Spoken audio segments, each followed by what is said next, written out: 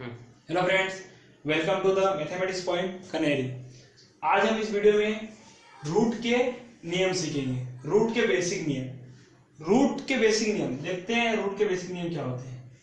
जैसे मैंने कहा, इस 4 को रूट से बाहर निकालो, तो इसके कुछ नियम होते हैं। उसमें हम सबसे पहले हमको देखना पड़ता है कि रूट की घात कितनी है। रूट की घात हमेशा यहाँ लिखी होती है। अगर रूट की घात कुछ भी नहीं लिखी हुई है तो इसका मतलब यहाँ घात 2 है, और अगर 3 होगी तो स्पष्ट लिखा हुआ होगा, 4 होगी तो भी लिखा हुआ होगा। अभी यहाँ घात कुछ भी नहीं है, मतलब अगर यहाँ घात 2 अब कुछ भी नहीं, इसका मतलब 2 है। तो 2 है, इसका मतलब ये है कि अंदर से जो भी संख्या आएगी वो दो के जोड़े बनाकर एक संख्या बाहर आएगी। जैसे 4 के कितने जोड़े बन सकते हैं? 2 गुणित 2, तो 2 जोड़े हैं, मतलब एक जोड़ा है, 2 का एक जोड़ा, तो 1 2 दोनों में से बाहर आ जाएगा। ये इसका आंसर है। जैसे मान लो 8 होता तो क्या बनता? 2 गुणित 2 गुणित 2, तो यहाँ 2 का एक जोड़ा तो बाहर आ जाता, लेकिन ये 2 अकेला है तो ये अंदर रहता। मतलब जो बच जाता है वो अंदर रहता है, और जितने जोड़े बनते जाते हैं वो बाहर आते जाते हैं। जैसे यहाँ 1 2 और होता तो 2 2 का 2 जोड़े बन जाते, तो इसलिए हमारा एक और बाहर आ जाता है। ये इन दोनों में से एक बाहर आ गया, और इन दोनों में से भी एक ये बाहर आ गया। ऐसे इसको बाहर निकाल जाता है। लेकिन अगर मान लो कि रूट की घात अब 3 आ गई, और यहाँ लिखा हुआ है 8, तो 8 कैसे तोड़ सकते हैं? 2 गुणित 2 गुणित 2 से। यहाँ घात 3 है, तो मतलब 3 का एक जोड़ा बाहर आएगा। अब 3 2 में से एक 2 बाहर आएगा, तो मतलब इसका आंसर ये है। लेकिन अगर यहाँ 4 2 होते तो हमारा 3 तो एक बाहर आ जाता, और अंदर 2 बच जाता, यहाँ पे ये 2 बच जाएगा। ऐसे इसके नियम होते हैं। अब ये तो इनको बाहर निकालने नियम हो गए। अब इनको कैसे जोड़ते हैं, कैसे घटाते हैं, कैसे डिवाइड करते हैं, वो हम देखते हैं। 2 रूट को कैसे जोड़ा जाता है? जैसे मैंने लिखा 2 रूट 4 प्लस रूट 4, तो क्या आंसर आएगा? 3 रूट 4। अब ये कैसे हो रहा है?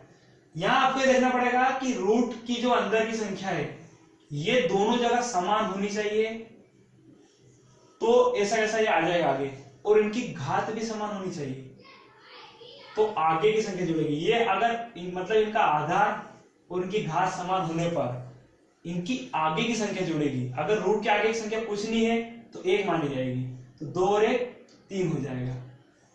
मतलब इसका आंसर ये है। जैसे एक उदाहरण अपन और लें कि 2 रूट 3 आ गया प्लस रूट 3, तो यहां देखना, यहां कुछ नहीं, 1 मान लेंगे। आगे तो दोनों की घात समान है, इसलिए इनकी आगे की संख्या जुड़ेगी। 2 और 1 3 हो जाएगा, और रूट 3 और रूट 3 ऐसा रूट 3 आ जाएगा।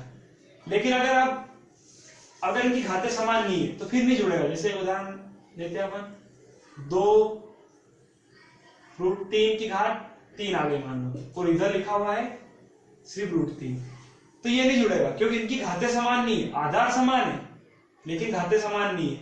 जुड़ने तथा घटाने के लिए इनकी घातें भी समान होनी चाहिए और इनका आधार भी समान होना चाहिए, तो अभी ये नहीं जुड़ सकता। लेकिन अगर मैं घात 3 कर दूं तो अब जुड़ जाएगा। कैसे जुड़ेगा? इनकी आगे संख्या 2 और 1 3 हो जाएगी, 3 और हमारा अंदर और ऐसा, और ये घात भी ऐसी ऐसी आएगी यहाँ पे। अगर एक उदाहरण और ले अपन, जैसे यहाँ लिखा हुआ 4 रूट 6 प्लस रूट 5। यहां देखना, यहां इनके आधार समान है लेकिन घातें समान नहीं है। सॉरी, इनका आधार समान नहीं है और घातें समान है, तो इसलिए ये नहीं जुड़ेगा। क्योंकि जुड़ने के लिए आधार भी समान होना चाहिए और घातें भी, तो घातें समान है यहाँ पे, दोनों जगह 2 है, पर इनका आधार समान नहीं है, इसलिए ये नहीं जुड़ेगा। लेकिन अगर यहाँ इस 5 जगह में 6 लिख दो तो फिर जुड़ जाएगा।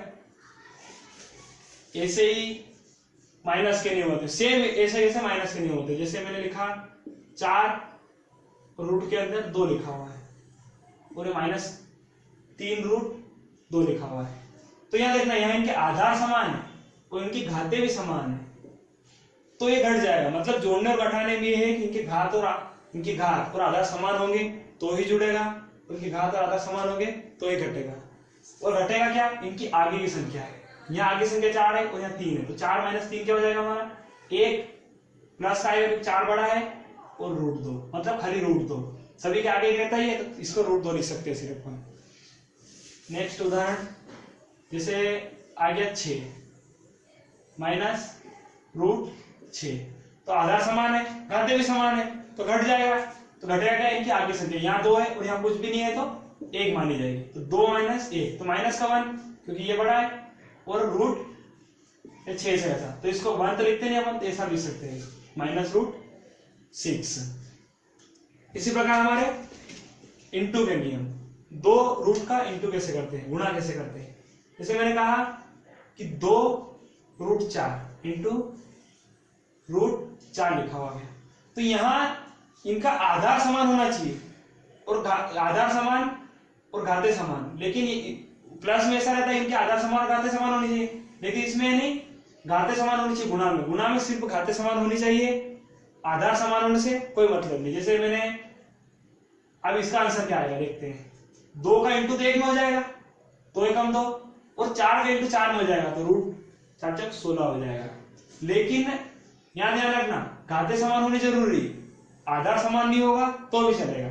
जैसे मैं एक आधार समान नहीं होने वाला उदाहरण लूं, इधर 6 लिखा मैंने और इंटू में 2, अब भी ये गुणा हो जाएगा, इसका गुणा अभी भी हो जाएगा क्योंकि इनकी घाते समान है, इनके आधार से कोई मतलब नहीं रहता है गुणा में, लेकिन प्लस माइनस में आधार भी समान होना चाहिए और घाते भी, यहाँ सिर्फ घाते समान होनी चाहिए। तो इसका आंसर क्या आएगा, 2 और यहाँ 1 है, 2 × 1 तो क्या हो जाएगा 2 और 6 दूनी 12 रूट में। मतलब कहने मतलब ये है कि बाहर वाले इंटू करेंगे और अंदर वाले इंटू करके रूट के अंदर आएंगे। ऐसे हमारे भाग के नियम है। जैसे यहाँ ऊपर लिखा हुआ है √4/√4, तो यहाँ आने घाते भी समान होनी चाहिए और रूट के अंदर की संख्या भी समान होनी चाहिए, मतलब आधा भी समान होना चाहिए, तो पूरा कैंसिल होगा, इसका आंसर 1 आएगा।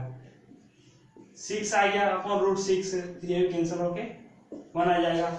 यहाँ लिखा हुआ गया 4, यहाँ 2, ये नहीं कटेगा।